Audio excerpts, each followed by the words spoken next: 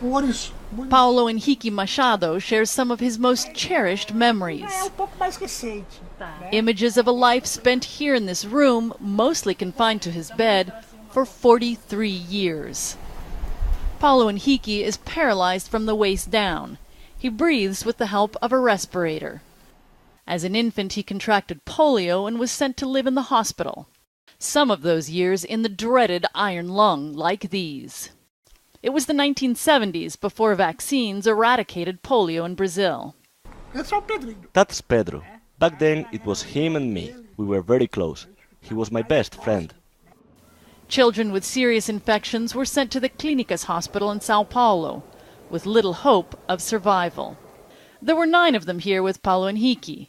His mother had died 2 days after he was born. The rest of his family soon stopped coming to see him.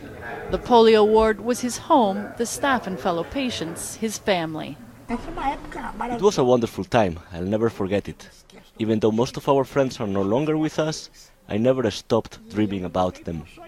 Over the years, many died, including his best friend, Pedro. It was December 26, the day after Christmas. Everything I'd planned with my friend, life, didn't have the same meaning, but it made me stronger. 2 people survived, Paulo Henrique and his lifelong friend and roommate, Eliana Zaghi. We are like brother and sister, and we look after each other. Eliana suffered paralysis caused by polio when she was a baby. She's lived in the hospital for 38 years. I've been here since I was 1 year and 9 months old. I learned to write, to paint, to use a cell phone, a computer, things I like. They were both encouraged to push beyond their physical limitations. Eliana discovered painting, patiently dabbing at the canvas with a brush taped to a tongue depressor. The wear and tear on her teeth meant she had to limit herself, but she hasn't stopped. Paulo Henrique trained as a computer animator and is now working on a cartoon about his life with the help of crowdfunding. Dr. Nuno da Silva has worked in the ICU since 1988. He says Paulo Henrique and Eliana are inspirations.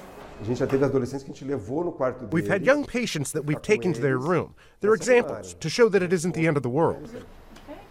Paulo Henrique's biggest passions are movies and video games, opportunities to escape his own world. I like to live outside my reality. To get out of reality, I play games. In the games, I can go where I want without suffering pain.